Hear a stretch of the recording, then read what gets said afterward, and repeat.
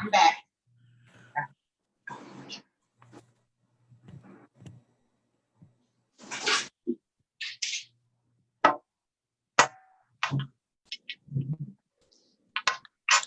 All right, all right, all right. Make sure we're all connected. Make sure everything is good here.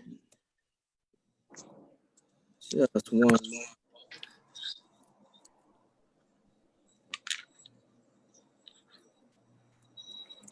And we're good. We're good. We're good. We're good. We're good. We're here at eThought Conversations. We're live. And I'm so excited today that we have an outstanding panel. We're going to talk about relationships, give you some wisdom, some advice. You know this, we're not going to exhaust this, but we're going to try and tackle everything we can. And then at the end, we're going to give you some tips on dating through a pandemic. I need to see some thumbs up, some hearts and everything out there. Let me see, show us some love right now. Let's see what we got going out there. Yes, yes, yes, yes. And so here we go. Start a watch party. Share this. It's going to be absolutely informative. It's going to be engaging. It's going to be relational. And you're going to come out of this pandemic maybe with a wife or a husband. I don't know. We'll see. We'll see what the panel has to say. We'll see if you're ready or what the panel has to offer. All right, we're getting right into it because I don't want to belabor the time. My co-host today, I needed some help today, so I brought my co-host along. Unmute your mic there, Shonda. I have Miss Shonda Golden there. She's the mother of two. She has twins. She's a community banker, and she's I think you said you're writing a book? I am writing a book. I see. Yes. And she's going to be a future author. She's my first book. Marriage seminars and single seminars and single again. Single again. All right. Okay. Then I have up there at the bottom of my screen, Miss Kirstina Madden. I know it looks like Christina, but it's Kirstina.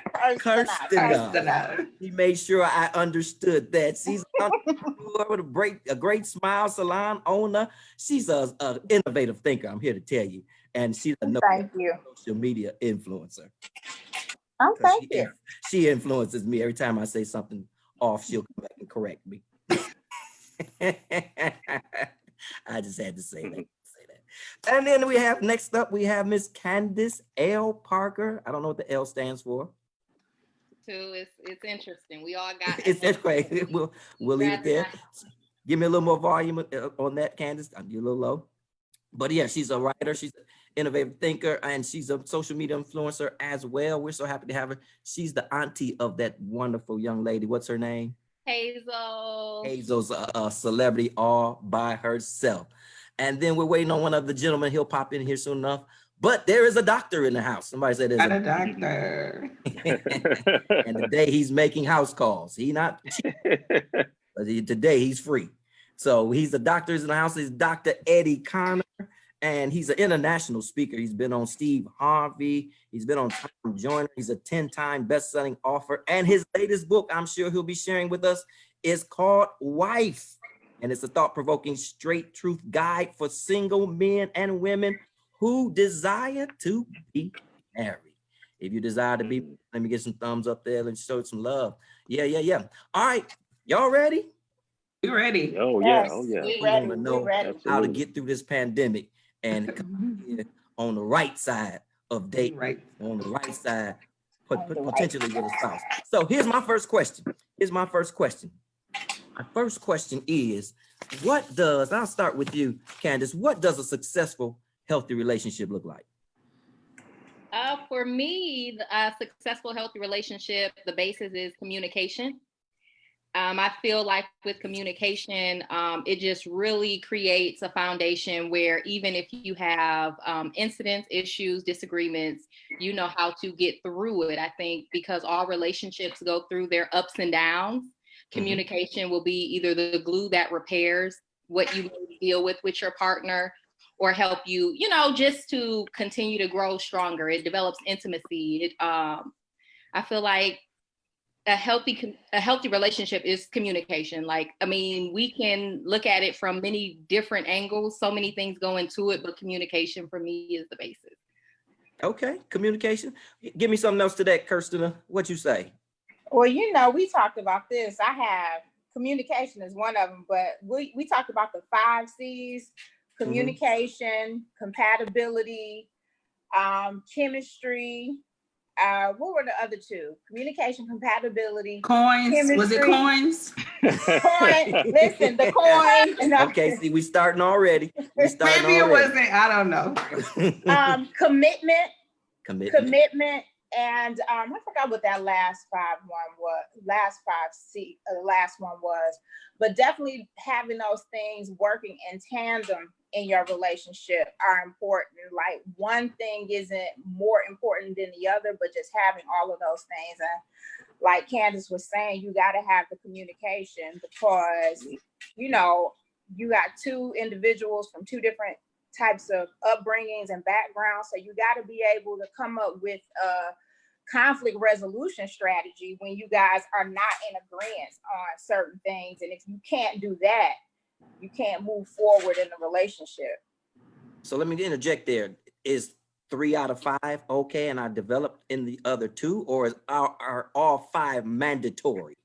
Well, listen, my Who's perfect? cousin used to tell me I had a rubric because I was like, nah, you got each area scores, you know, out of 100, each area has 20%.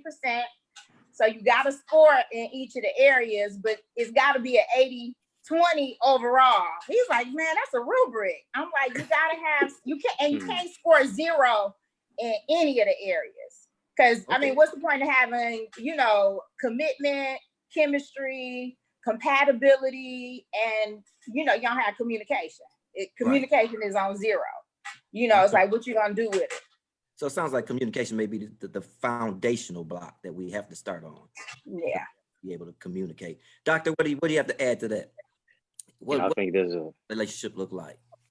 I think a healthy relationship, especially when you're thinking about this day and age now of COVID-19, Lysol, masks, gloves, and PPE. I think the question now becomes, can you touch me without touching me? You know, let me put it another way. Can you get close to me without using your body? You know, and in many cases, that whole aspect of the connection, the communication, chemistry, all draws us closer together. But I think the foundation has to come from a level of friendship. Can we develop a friendship first? Because there's really no relationship if I can't really be a friend to you, with you, and for you. So foundation of a relationship, I think, begins with the blueprint of developing friendship. So are we looking to marry your best friend? Do they have to be your best friend? Anybody can jump in on that? If you got chemistry with them, yeah. Okay.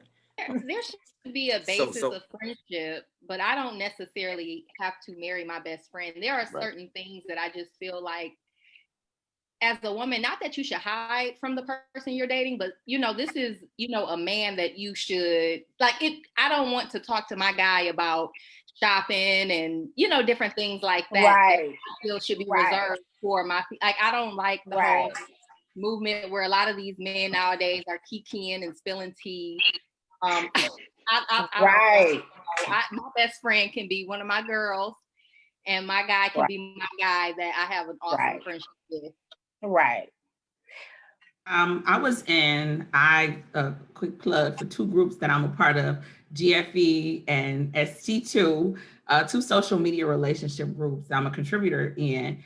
And a conversation came up this week about that, being a best friend to your spouse, which is fine if you just decide to or not. But the bigger question is, even if your spouse is your best friend or not, what about that spouse having a best friend of the opposite sex? So that's my question. When you think about your spouse being your best friend, what if they do have another best friend? That's fine. Is it okay, Candace, if his best friend is a girl? Or Dr. Eddie, if the best friend is a guy? There's another dynamic and another dilemma for this dating thing. Seriously, because if we have a friendship, I need to know that there is something significant about the relationship we formed. And so what makes this other person your friend? Because a lot of people have friends that, you know, they decided to be friends with after, you know, physical intimacy didn't work out. And now we're friends. So for me, I have to know what the basis of this friendship is. how much time you Right. two are spending together. Like, and not that you want to be a fly on the wall or it's a level of trust, but I feel like I can't force you to do anything. I can only agree to be a recipient of what it is you're going to do, and I get that choice. So if y'all friendship is sitting up all day talking, gossiping, you know, getting together and possibly being a little too close for comfort, y'all can have each other. Right. Y'all can And have I like to also interject that just from a chemistry standpoint, it depends on the chemistry between the two. Sometimes when I find that when men in particular say that they want to be friends, it's just to kind of keep a door open, you know, at some point, you know, if they, you know, just to kind of keep a little pee on the territory, you know what I'm saying? Or keep a couple foxes around the roost, just in case, you know, and I think it can set up an insecurity and it can diminish trust. Like Candace was saying, like, what's the basis of this friendship? You know what I'm saying? Is this somebody that, you know, you've been friends? Because at this stage in the game, I can safely say that we probably all are either in our late 30s, mid 40s, maybe even late 40s. We have friends that we've had since college, high school. So the chances of you developing a new friendship with, you know, a person of the opposite sex within the past 1 or 2 years, 9 times out of 10 is probably from some type of relationship that you've already had, whether it be a work relationship or it's a relationship with somebody else, or whether, like Candace said, the two of you may have tried to be in a relationship. And then you got to kind of ask yourself, like, is this person really my friend? Do I really want this person to be my friend, or do I just want this person around just in case? So it seems like it really has to be open for discussion. Goes back to that communication foundation. Mm-hmm. And to even I say wanna something to add- that as well, I Go think, ahead. you know, a lot of times, just like you talk about this, got to be some clarity and some communication there, because a lot of people don't put a period after friends. It's really a comma, and then it continues with benefits. Exactly. You really want to go Exactly. there. Exactly.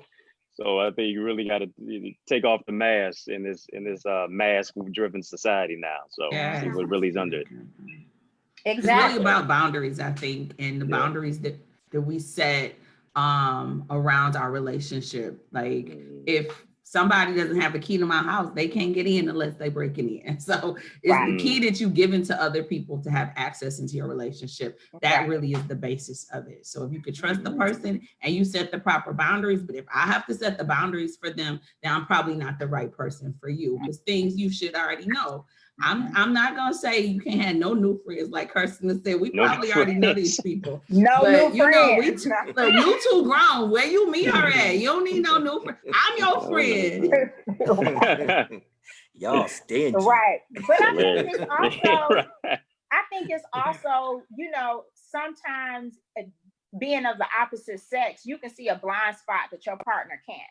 You know what I'm saying? So a man can say, man, he ain't just trying to be your friend. Whereas sometimes as a woman, we're like, well, I have the boundaries. And he's like, listen, you don't even need to communicate with this person, because, you know, he's waiting for an opportunity for there to be a risk. And I think the same thing with women. We can see blind spots sometimes that men can't see, just by nature of being of the same sex. And it's like, yeah, okay.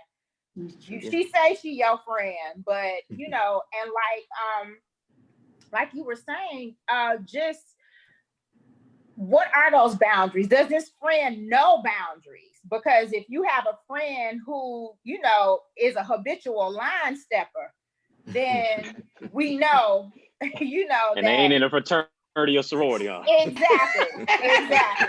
If they on some Calling all Charlie Murphy, times of night. right?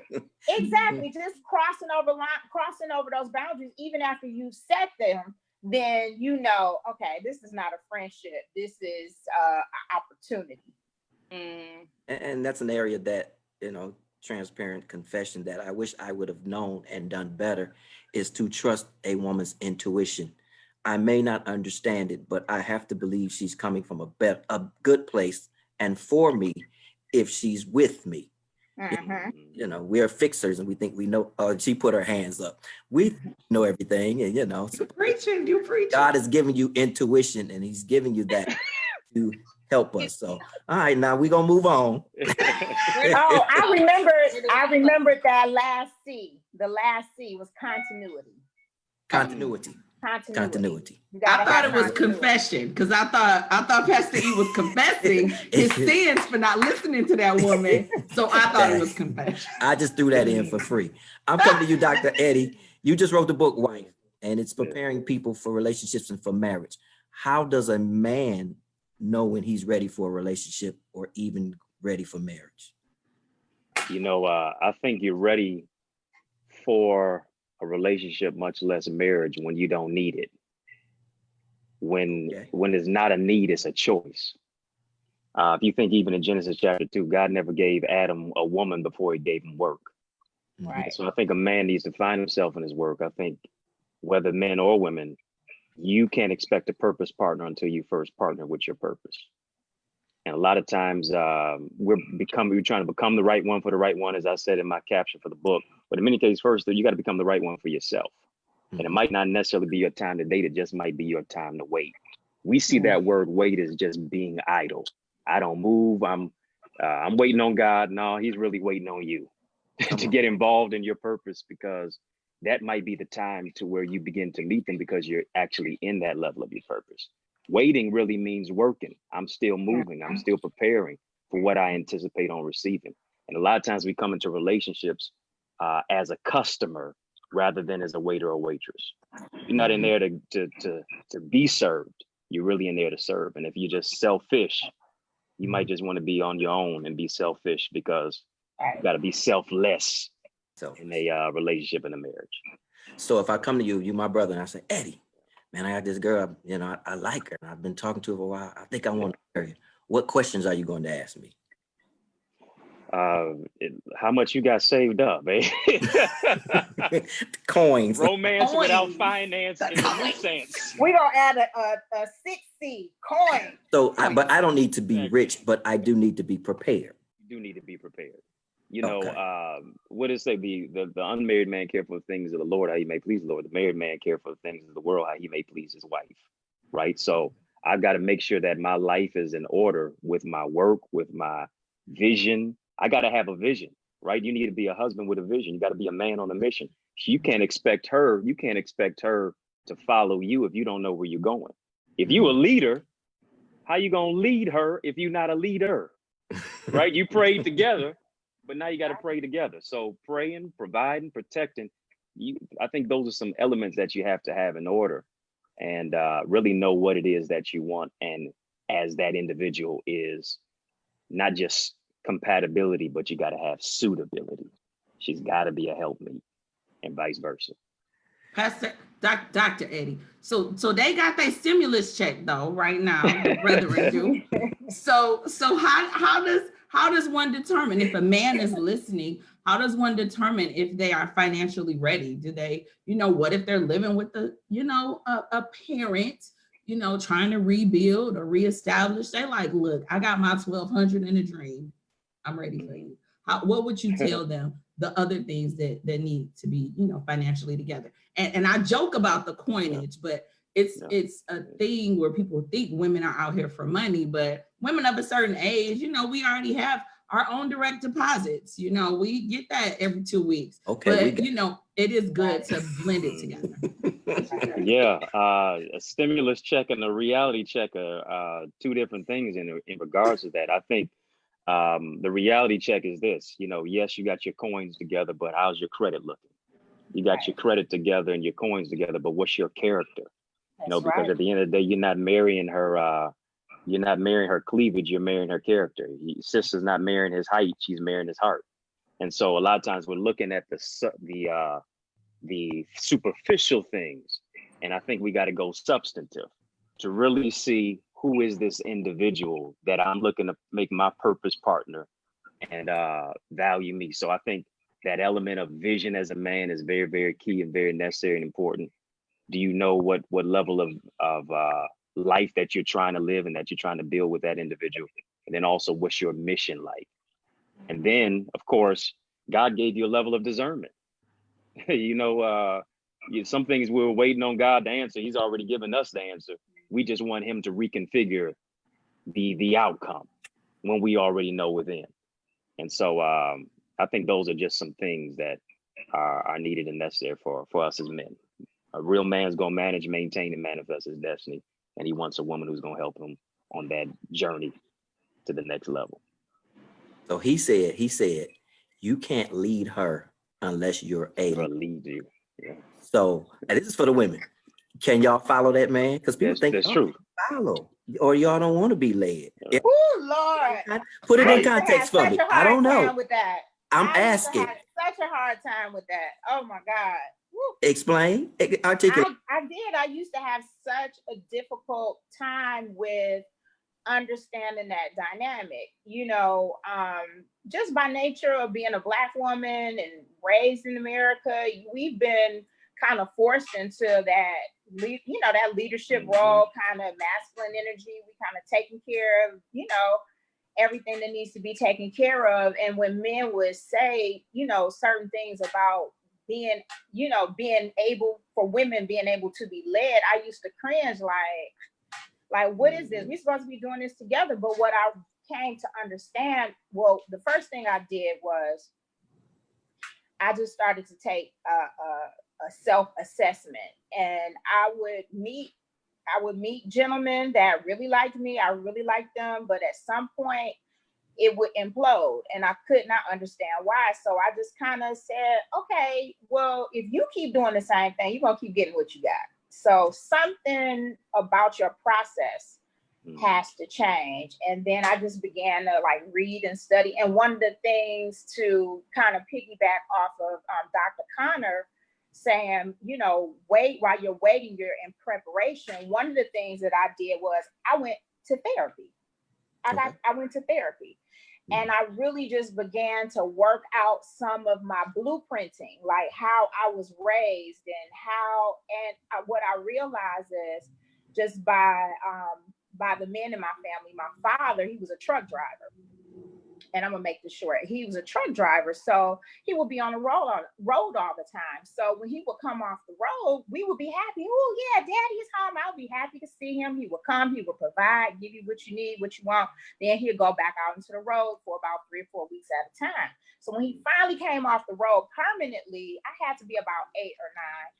And when he was home, he was setting down rules, and I was like, oh, you making demands in here? Like, you supposed to just drop the goods off and keep it going. But what I realized, that was a part of my blueprinting. So I unconsciously would be okay with a man being around for a short amount of time, as long as it was good. You providing, we having a good time. But at a certain point, when it came down to having accountability, I was like, oh, you asking me too many questions. Nah, it's time for you it's time for you to go. But I was unconsciously playing out that blueprinting.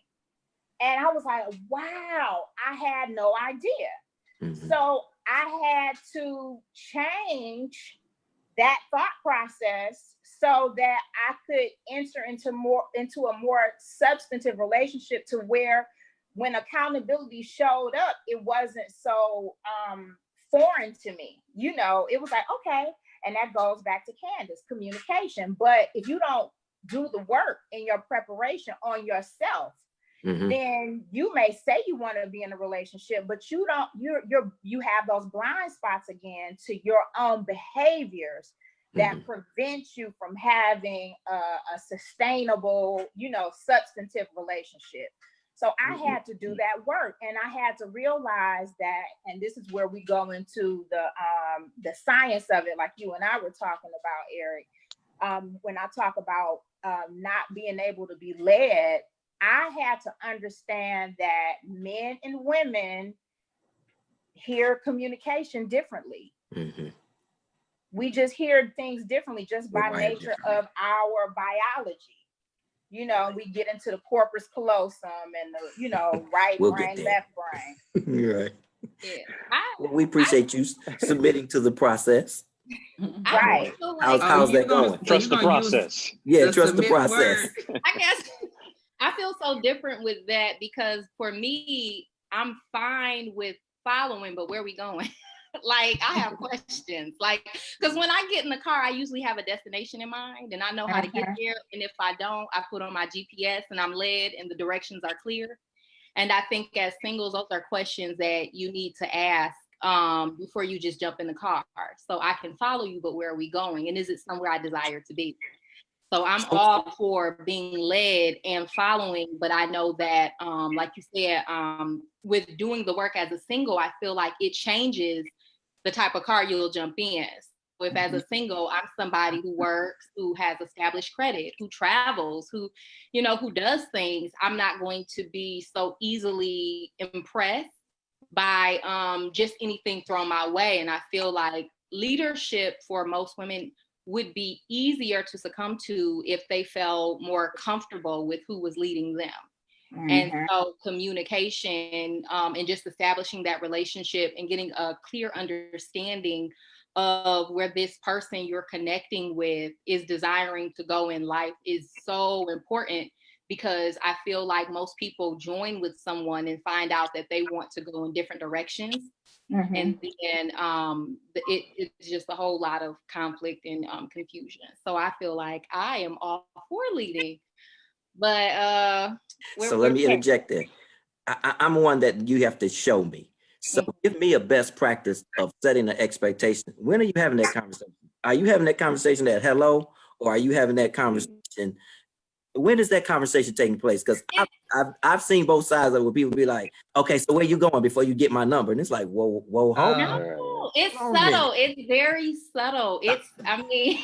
It's very subtle. Like, you just kind of slip it in. You don't have to do everything at once. You don't have to pounce. Patience. Right.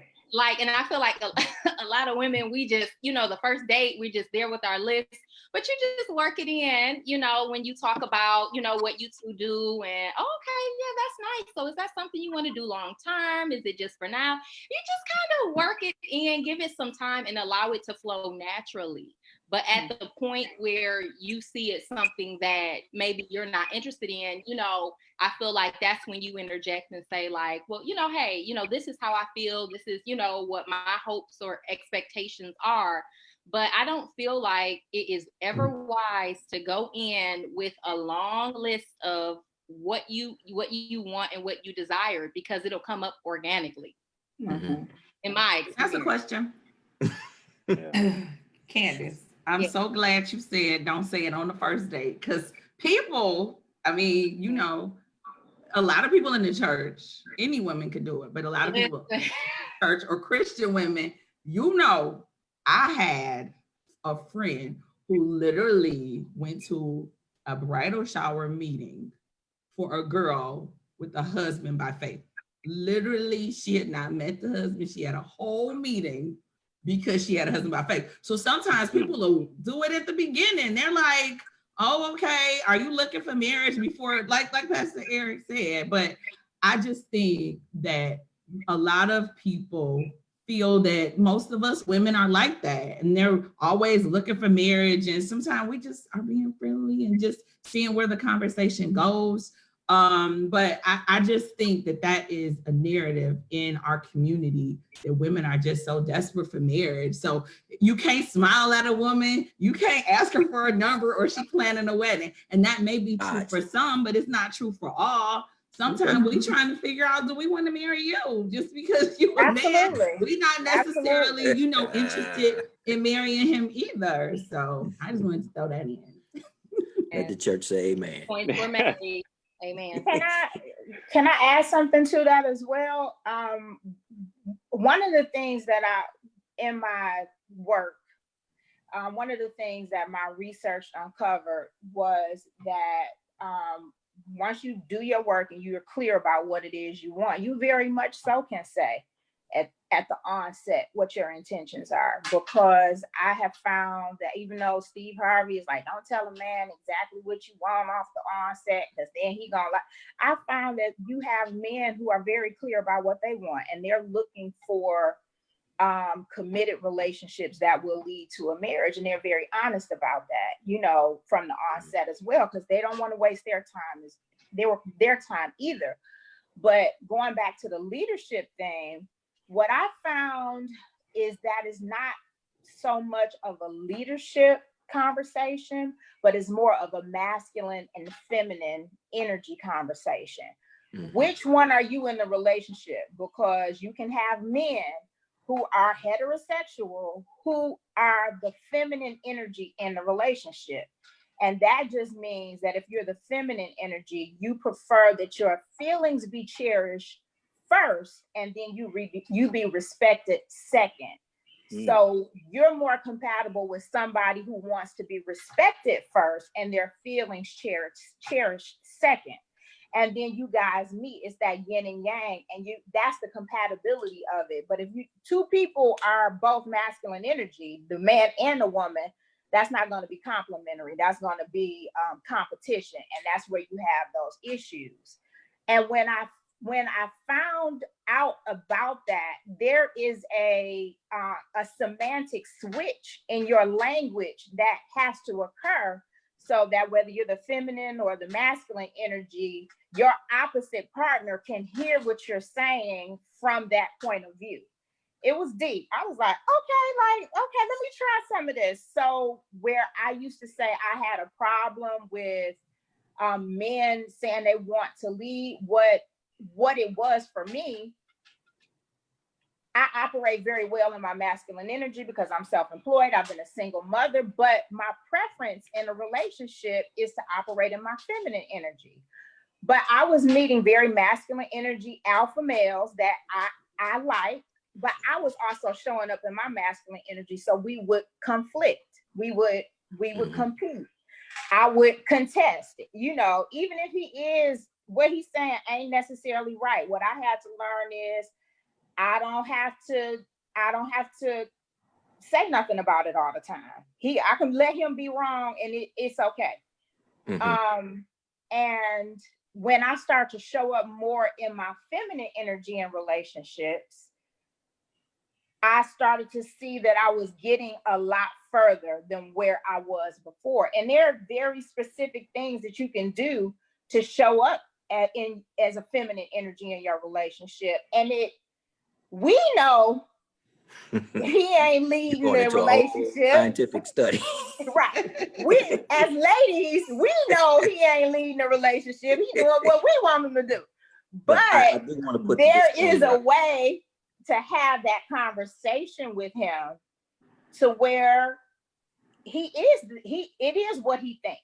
It's like, it's very much so what you think, but it's also what I feel. And I do want to interject to I come to you, Dr. Connor, to when you say a man exercising feminine energy, you're just, it's not that he's feminine. No. It's just that he's showing vulnerability and transparency. Yeah, well, he prefers he has no desire to compete. Right. You know, especially not in his relationship, but he prefers that his feelings are cherished first, because for him, that's the way he feels respected, when you care about his feelings first. Okay. And he works better with a woman who cares about what she thinks first. Because if you can respect what I think as an individual, to me, you're cherishing my feelings. And so it doesn't mean, and everybody has masculine and feminine energy. We both have the yin and yang, but it's about understanding that energy and making a conscious decision on where and when to use that energy as it best relates to the person that you're interacting with. We're gonna do that one after hours. Okay, that's after hours. Can I ask Pastor Eddie a question about, because a lot of men, if you say they got feminine energy, they're ready to fight. They're not trying to hear that. But well, that's why we wanted to clarify that, you know.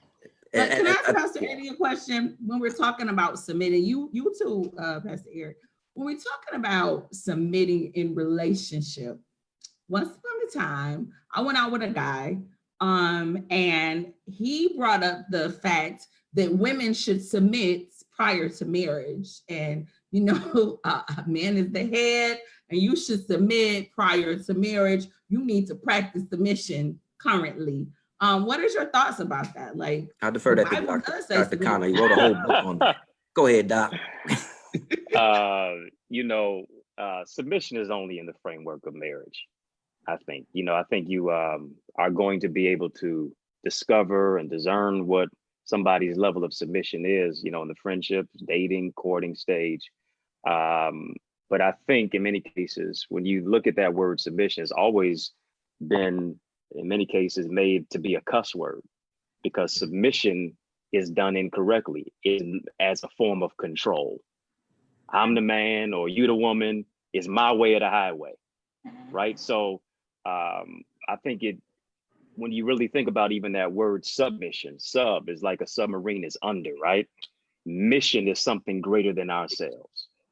I've got to put myself under what is greater than myself. The man is the head, right?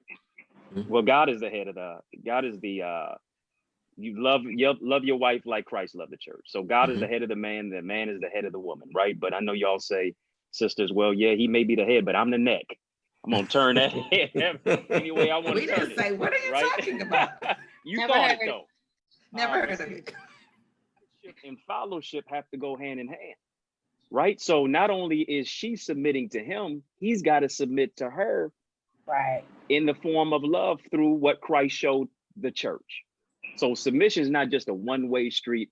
You do whatever I tell you to do, because we've always said behind every great man is a great woman, or great man is a good woman. That's really a lie. It's beside. The woman was created from the side. She wasn't created from the vertebrae for him to be in front of her. See, the thing is, a man can still lead a woman, not just being in front of her. He can lead her hand in hand, right beside her. And it makes her to a greater place of being able to submit when she knows what she's submitting to. If he's got a vision, okay, well, I can fall in line with submission and understand he's not trying to control me. He's complimenting me. That's what I think it brings to. Okay, see, I didn't submit. That's Not submitting in no relationship, submitting in a marriage. There you go. Thank you. Hey, I ain't submitting to nothing. All right. Wait, what? Okay, we gotta get moments. This time is moving on. So I got too many questions I gotta go to.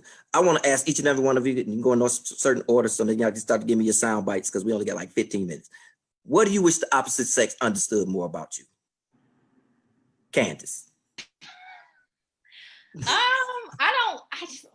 We are not to be understood. Like, just, stop trying to figure it out and create a blueprint for us, and just let us be. Just enjoy the person you have, cherish the time, and, just the things that make us unique and different. But stop trying to figure us out, and just chill, like, relax. Go with the flow. So, I mean, what does that look like? So I'm trying to figure out what am I saying? What kind of things am I doing? So I know.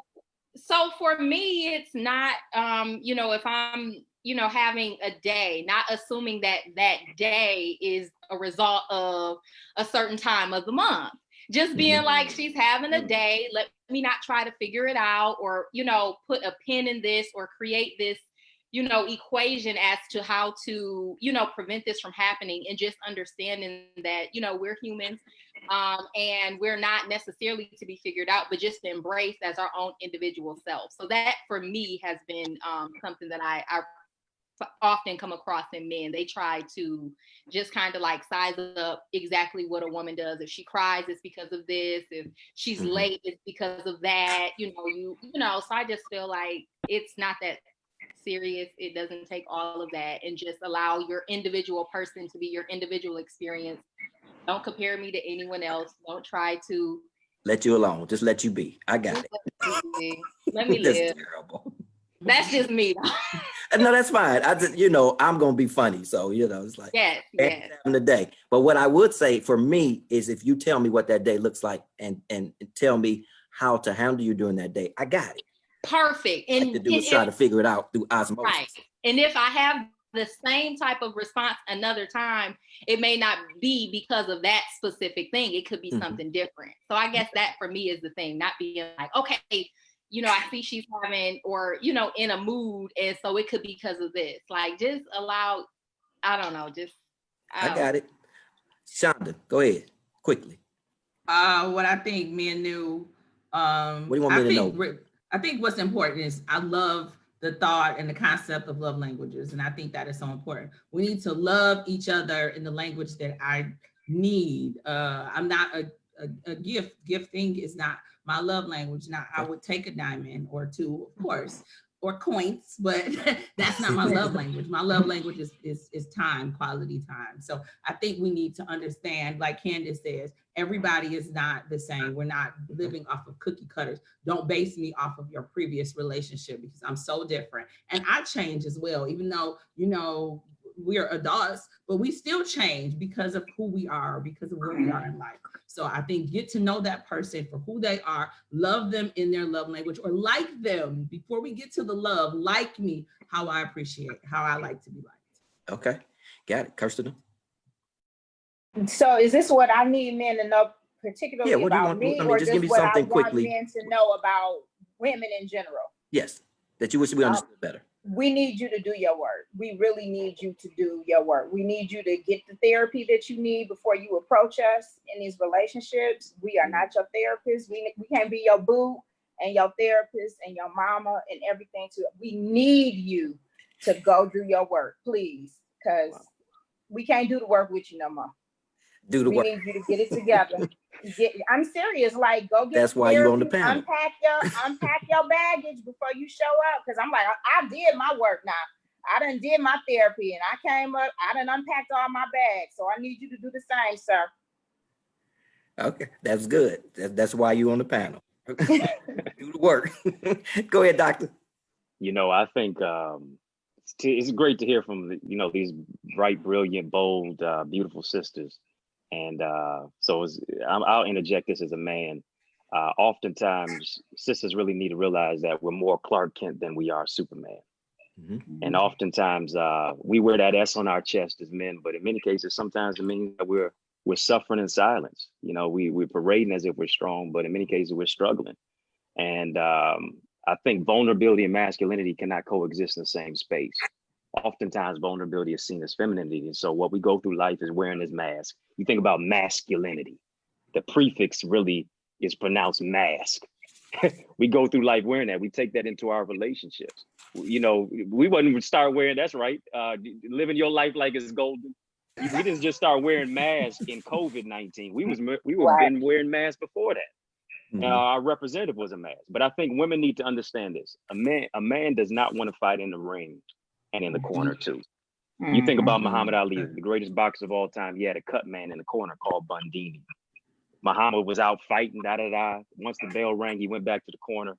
Bundini didn't cut him as the cut man. He bandaged up the cut. I think us as men, when we leave that household, we're in the fight all the time. We're fighting because of our race. If you're black or brown in this country, you're automatically looked at as a target, as a stereotype versus a prototype. You're fighting on the job to go up in a level of promotion, and you've been there longer, but somebody gets ahead of you. You're fighting all these different things to where you can't even be real with the men who you're around because they're going to see you as less than if you emote too much, right? And then he doesn't want to have to come back to the home and fight again. He wants a woman who's going to literally be the cut man, the cut woman rather, to really bandage him up, tell him, baby, you all that in a bag of Bibles and the chips or whatever the case may be, you're still a champion. Go out there.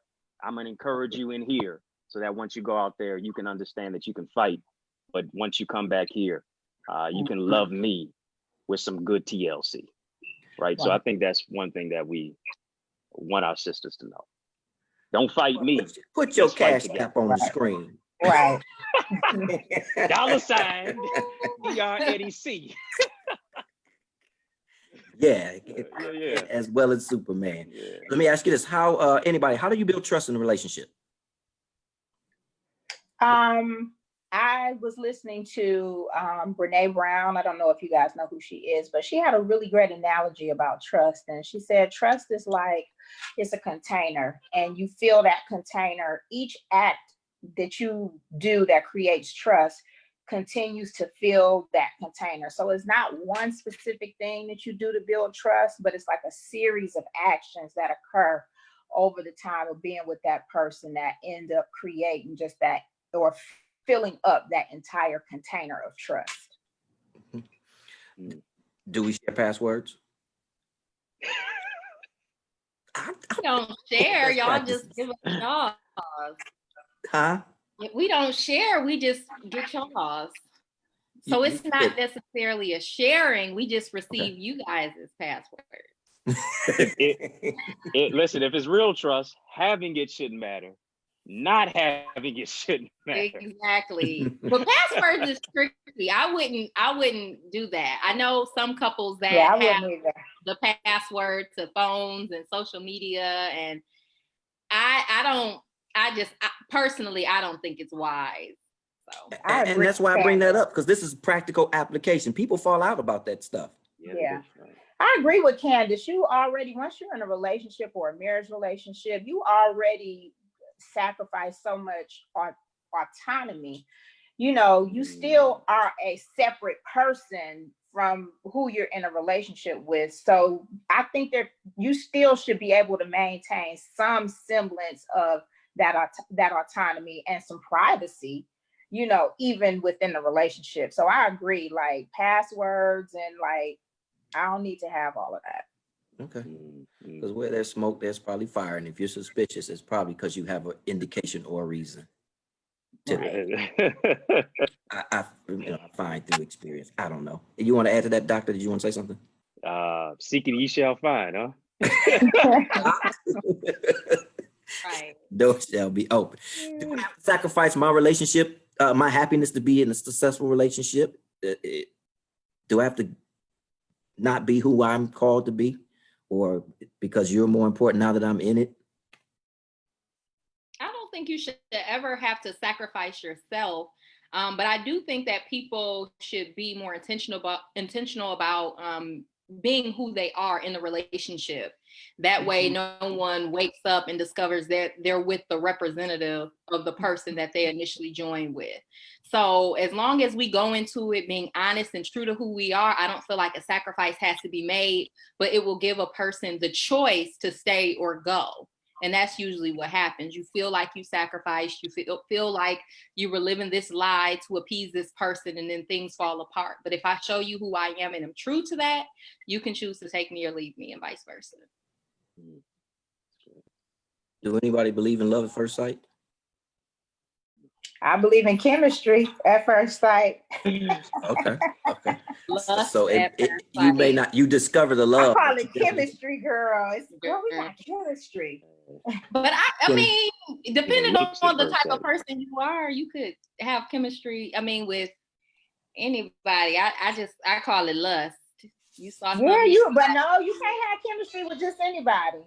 You can't have chemistry with anybody, because chemistry is something that is created by your very intelligent DNA. It's your DNA recognizing something compatible in that other person's DNA that y'all can propagate the race. So you don't have chemistry with anybody. I don't know, but those familiar spirits, a lot of women dating the same them type trauma bonds. Well, and to what you're saying, I think you can lust after somebody and confuse lust for love, because right. driving your and you really and you love can confuse that chemistry for that too, because just because you have chemistry with someone doesn't mean you need to be with that person. Mm-hmm. Just because you biologically can propagate the race successfully with this person doesn't mean you need to be with that person. Segue me into, how do you know you're in love? What does love really look like? Is there a definition for love? Are there 3 points? What is it? How do you know you love? Don't everybody speak at once. Well, I think we've been skewed in society to where it's become so physical, become so sexualized, to where love is defined as love, legs open very easily. Mm-hmm. Right. Well, doctor. We define love as legs open very easily. And so now you confuse a soulmate with a soul tie. Right. Right. Mm-hmm. And so I think in many cases, love is a verb, is defined through action. Right. Okay. Words fall on deaf ears when actions are seen with wide eyes. And so I think once we really get to the place of lowering the immaterial self, you can't expect a man not to have an appetite if all the sister brings to the table is meat. A brother can't expect a woman not to just want him to pay her bills if all he does is parade his dollar bills, right? So I think when we come to the table with immaterial self, character, development, who we are, our spiritual connection with God, our vision, our goals, our dreams, our aspirations, how do, you don't just bring a plate to the table, but you bring another table because I'm bringing the table. Let's put our tables together, right? And let's combine that. And so I think once we get to the aspect of self-love first, love for your brother and your sister in general, and then how do I go about loving you? Because a lot of times we're loving people the way we think they need to be loved versus the way they really need to be loved. And communication, friendship, all of that, compatibility, suitability brings us to the place of having clarity. Good. Yeah, that's what Shonda was saying about love languages as well.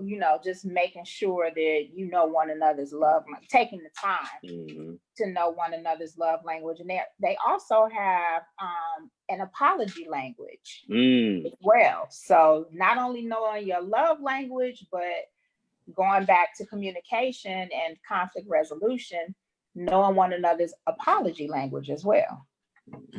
They say women don't apologize. That's a lie from the pit. We apologize.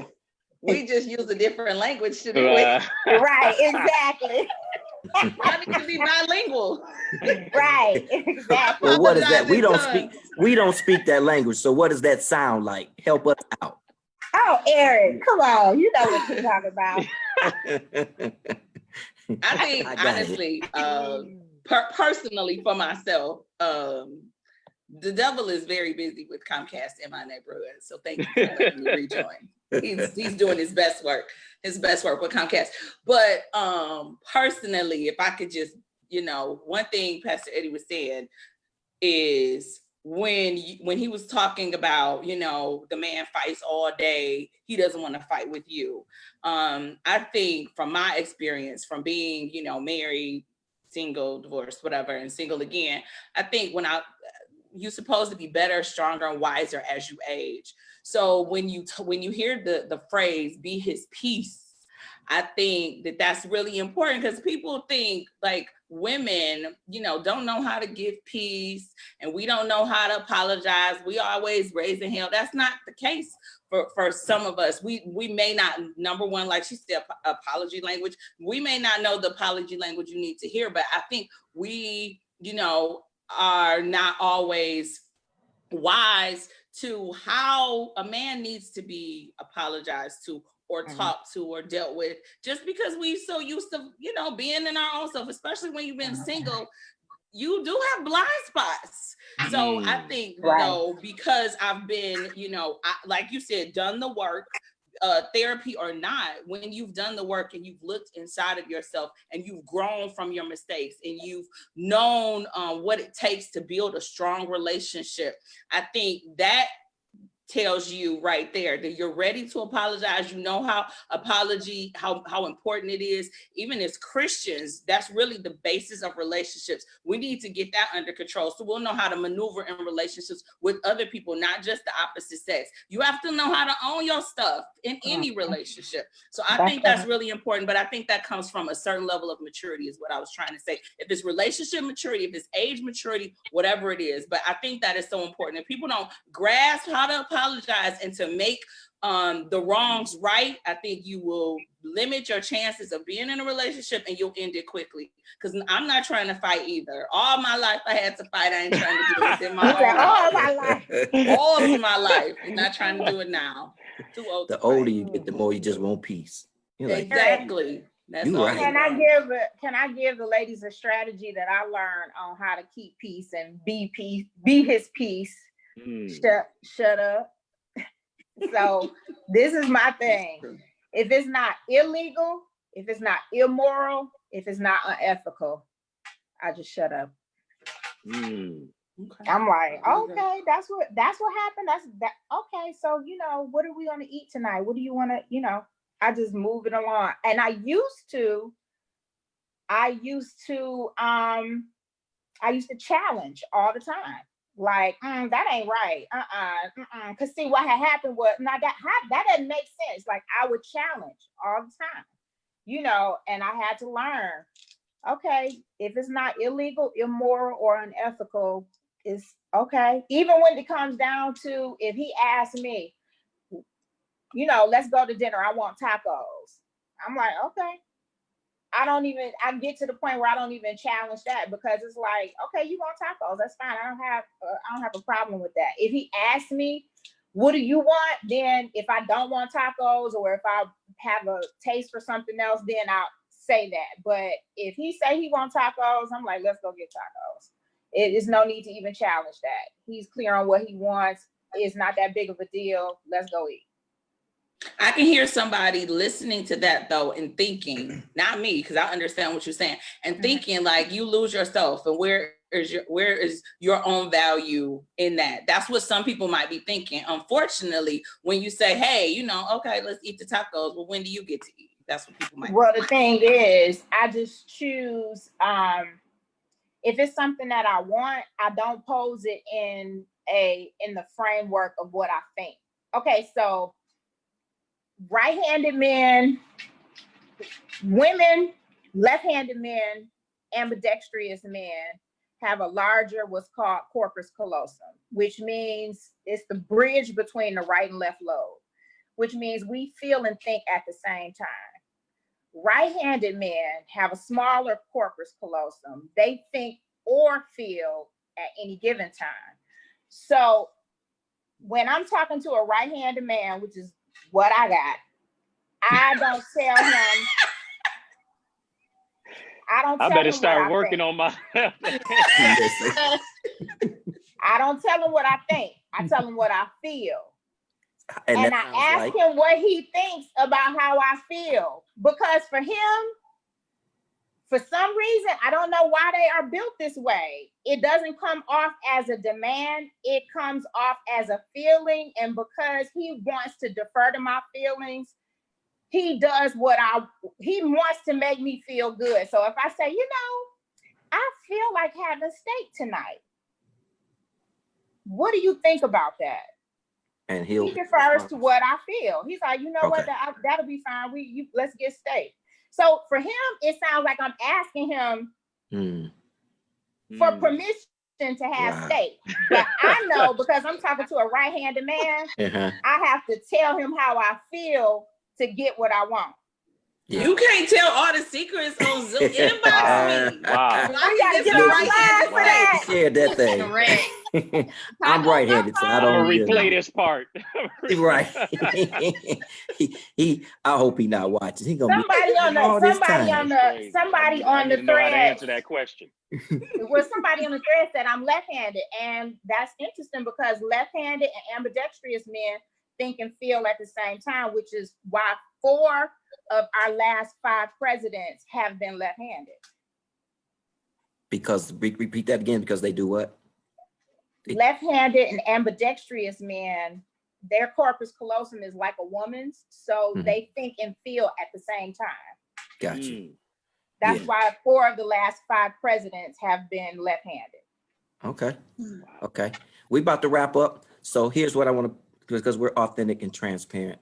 Tell me something in the past that maybe, and you hinted to yours, Kirstina, that you've grown to know, or that you wish you had known back then, that you've changed and evolved, that you apply now. That I need to know who right-handed and who left-handed. So your opening question is, let me see you write. Let me see you write on this bill. Right. Let me see how he signed that check, or okay, he right-handed. I know. Yeah. Let me just tell him. You deal accordingly. Right. Okay. So you do a self-assessment and you do an analysis on them right quick, right-handed, left-handed, and you can deal accordingly. Okay. I'll accept that. Who's next? Anybody? For me, I think it was just believing that just because someone is a Christian meant that we were equally yoked. I have to really dive and go, deeper into, the person, their purpose, their plans, their upbringing, and just not making the assumption that just because we grew up in the same type of, organization, or maybe even the same type of upbringing as children, meant that we would be compatible. So just taking the initiative to do more work and not being so easily smitten just because the foundation was similar. By association. So association does not mean that there's compatibility or like-minded. No, devils go to church too. Oh, Lord. I hope not as often. I hope we can recognize them when they show up in the congregation. Every Hey, first you're on the Sunday, they laptop only show up now. on communion. Shonda, you want to jump in? What I think I've learned about myself is I'm an only child, and I wouldn't say I was spoiled. Most people who know me probably wouldn't say I'm spoiled, but I will say that I'm by personality. I thought I was emotional, and what I found out is people are like, no, you're not emotional, you're dramatic. So even though I, care about others' feelings, and I'm into your feelings, what I don't do is I don't show it very often, and I'm aloof. So it may seem like I'm not interested, or it may seem like I'm not concerned about what concerns you, but I just don't express it as often. So what I think is emotion and caring, because I'm a loving person. So I see it as that. People don't usually see it that way, and they don't think I take them as serious. That's in male-female relationships and other relationships. I'm like the person that's saying, hey, let's man up and do this. And even though I do care about people and I'm concerned about your emotions, I don't express it the way I should. So I think that helps me going forward in relationships, that I will be more concerned about other people and allow them to open up and ask them to open up. Because what I feel, I'm going to say, and I'm going to be done with it, but some people don't emote the same way. So I need to do that better. And I think I kind of share that similar aspect, straight to the point. So Correct. Spare me the details, straight to the point. But what I do now is try to set an expectation that, this is my time frame. Come on, give me what you have. And it kind of sets the expectation, because I get distracted. Like, okay, so the cat chased the squirrel up the tree. Correct. But if you don't tell me what's wrong, if you're not telling us what's wrong, we're not waiting all day to find out. We're like, okay, you cool, I'm cool. Let's watch TV. Probably because I got a small Corpus Christi. Smaller. He's thinking or feeling. So you gotta switch lobes. You gotta use your language to switch the lobe you need him to be in, whether you need him to be in his thinking lobe or his feeling lobe. You gotta make an appointment to You're gonna coach me. Yeah. But no, it ain't about coaching you. It's just, it's like, okay, Eric is right-handed. So if I need to talk to him about what I think, I need to set an appointment so his mind knows to switch when we're ready to have this conversation. It's true. Somebody should have got that out there. That's true. Cyberland. Wow. Yeah, I'll say I've learned, don't be so visual that you allow it to cloud your vision.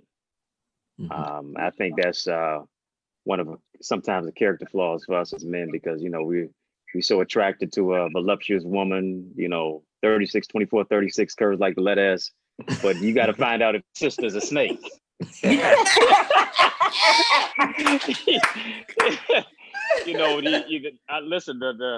you see the bottle is curvy, but is the pop flat? So I think, I say all that to say so many times we're focused on preference that we ignore purpose. There's a quick story about Dr. King, who was trying to woo Coretta, and she was Coretta Scott just at this time. She's telling the story in 1970, 2 years after his assassination. She said she wasn't interested in MLK at all because he was too short. I know sisters want a man 6 feet, 6 figures, and a six pack. All them sisters might leave you with a devil. You can still win with a brother who's 5'10". That's fine. I don't know where you at. But he says to her, he said, he woos her, Dr. King had that voice. I left Atlanta this morning, and he wooed her, wound up dating, courting, marrying. He's in the car and he's saying to Coretta, you're the wife I always wanted to marry. Like, every woman's gonna clutch her pearls. You better say the right thing. He goes on and he says, she asks, well, what kind of wife is that? He says, you possess 4 characteristics. One is your character, because that's not just who you are in the daytime without a flashlight. It's who you are without a nightlight. Secondly, it's your intelligence. We got to be able to talk about more than just Jeezy, Weezy, Yeezy, and Jay-Z. I need some depth. Then he says, also your personality. You know, personality is what you smell like. Personality is your fragrance, but character is really how you smell. Character, intelligence, personality. Then lastly, check this out. He said beauty. I think he put it last because your character, your intelligence, and your personality is what makes you beautiful at the end of the day. Yeah. More than just what's on the outside. The beauty is only skin deep. The temptation told you it was a temptation. So beyond just that, what do you have on the inside that's going to reflect on the outside? Right. Well, there we have it. Y'all have been absolutely phenomenal. We are certainly out of time. This was fun. Conversation. Oh, I know very we could go on forever. Thoughtful. We just have to come back and do a part 2.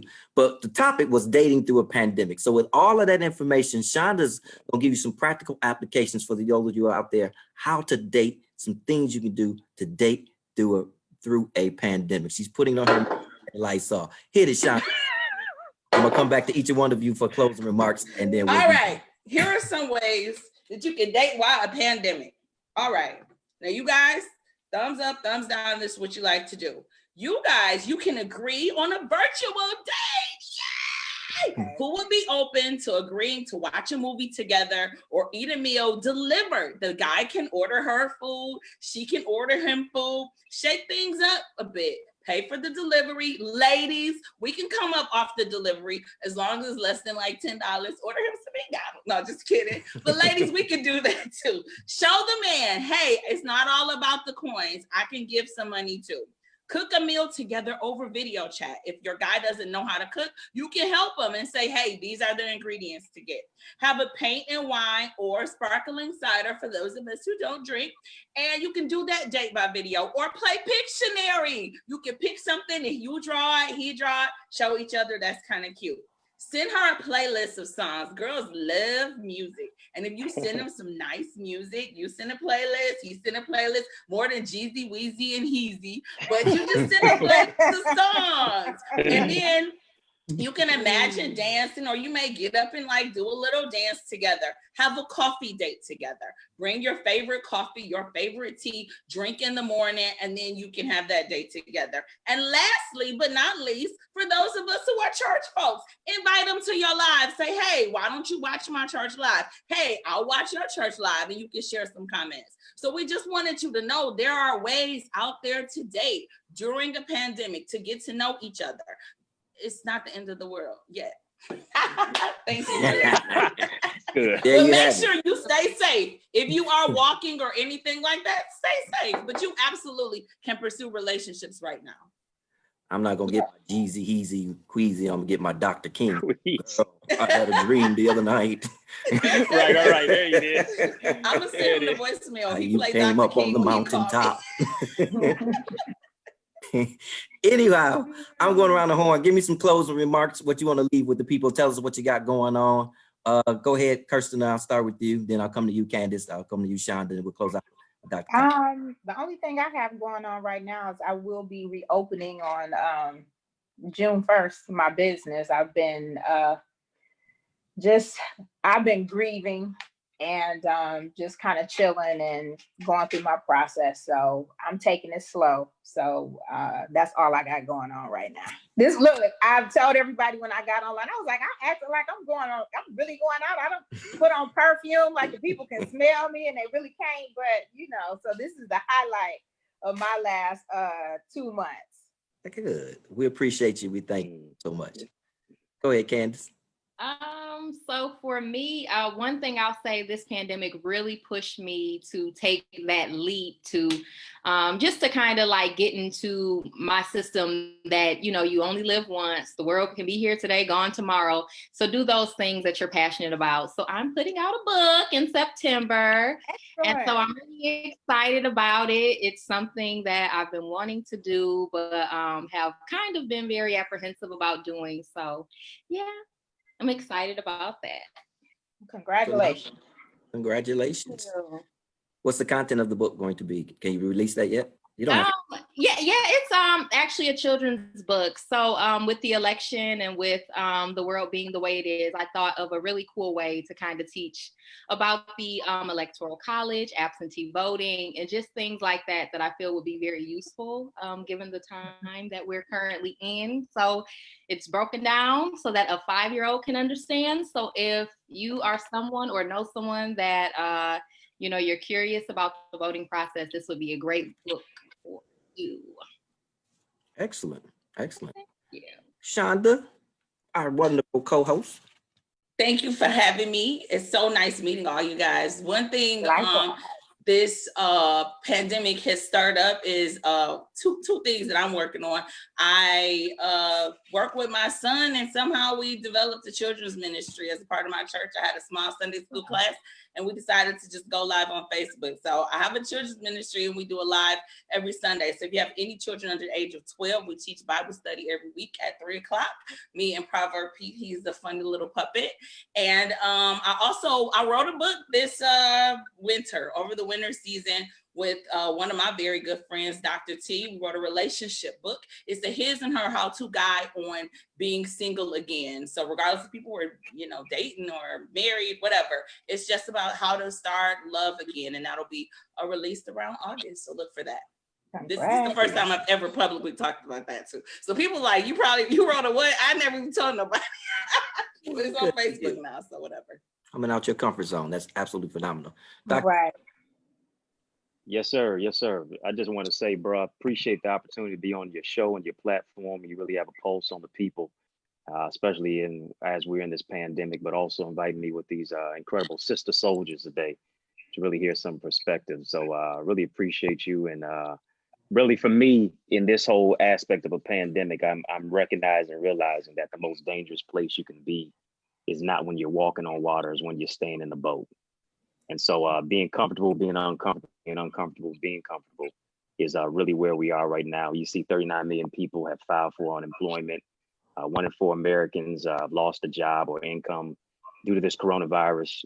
Churches are being challenged, but also Black businesses as well. If you think about it, Madam C.J. Walker became a millionaire, not when life was comfortable, but she became a millionaire 102 years ago during the Spanish flu. Pandemic in 1918. So I think it calls to conscience that the civil rights is in many cases also the new civil rights. Yes. Civil rights is the new civil rights. So building wealth, education through entrepreneurship. I'm putting together a vision summit, which is going to take place Friday, July 31st and Saturday, August 1st of this year. And it's taking place virtually. You can watch it via computer or phone in your home. We got people like Bishop Edgar Van, we got people like Bishop Corletta Vaughn, Dr. Ken Harris, people with the learning and the burning, education, empowerment, entrepreneurship is the focus. We're going to be talking about how to shift from unemployment to self-employment, how to do ministry with intentionality, merging kingdom, community, corporate all together, and not even losing your authenticity as well as your anointing. You're going to hear from some of the best and brightest voices in leadership, literature, ministry. And you're saying, well, where can I sign up? Where can I register? Go right now.